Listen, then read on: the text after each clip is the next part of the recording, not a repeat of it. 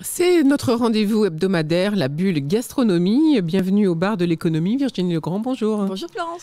Vous êtes notre chef. Avec vous, on parle de gastronomie et on parle ensemble donc, on fait un petit point culture, un petit fruit de saison ou de légumes de saison, un mot sur la cuisine, le mot ou le verbe ou le mot du jour et puis bien sûr une recette. Alors aujourd'hui, Virginie Legrand, le point culture va porter sur l'histoire du guide Michelin. Oui.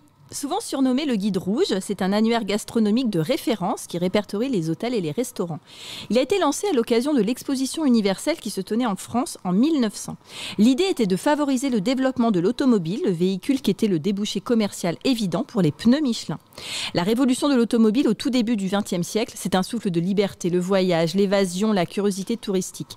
Le guide s'adresse au début aux chauffeurs, ces aventuriers de l'époque qui se lançaient sur des routes non goudronnées et non signalisées. Il devient payant en 1920, mais ce n'est qu'en 1926 que naît l'étoile de la bonne table.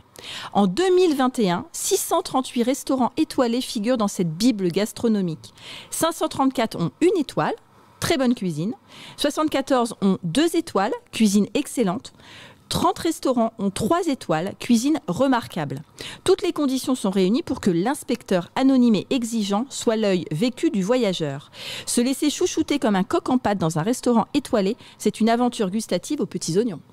Merci beaucoup pour avoir mis à l'honneur ce guide Michelin, évidemment la bible des restaurants quand on cherche une bonne table. Évidemment. Virginie Legrand, aujourd'hui, votre produit de saison, c'est un légume, c'est le radis. Oui, le radis, croqué au naturel avec un peu de fleur de sel. C'est un pur aliment plaisir, reconnu aussi pour ses qualités nutritionnelles, du calcium, du potassium, du magnésium. Forme ronde ou allongée, teint bicolore ou rouge écarlate, il attire l'œil des gourmands et des curieux. Regardez le feuillage, il doit être bien vert et montrer des signes de vitalité. Avec le feuillage, justement, vous pouvez réaliser un pesto de fanes. Le poids d'une botte équivaut généralement à 300 g de radis, racines et fanes comprises. Avec une mandoline, tranchez les radis finement et vos salades composées estivales s'en satisferont en termes de texture et de couleur.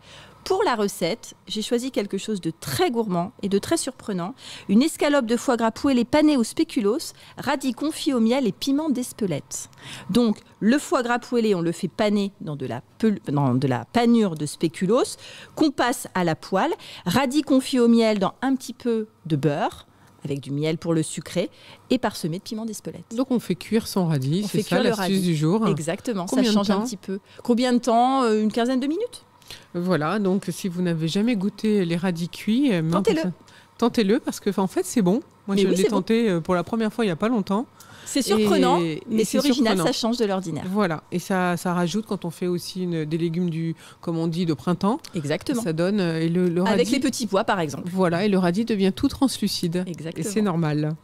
Le mot de la cuisine, vous avez choisi, Virginie Legrand, déglacer. Oui, déglacer. C'est donc mouiller et réchauffer les sucs de cuisson adhérents au fond d'un récipient pour préparer une sauce. On verse un peu de liquide au fond d'une poêle bien chaude, du vin, un bouillon, de la crème, et on récupère le jus ainsi obtenu pour accompagner le plat. On laisse bouillir et s'évaporer le liquide afin de réduire la sauce pour la rendre encore plus dense, goûtue et parfumée. Ah, ça, c'est ce que je préfère. C'est bon. Quand on fait une viande, on déglace et on récupère un jus qui est extraordinaire et naturel. Exactement. Merci pour toutes ces bonnes astuces, Virginie Legrand. De rien, Florence.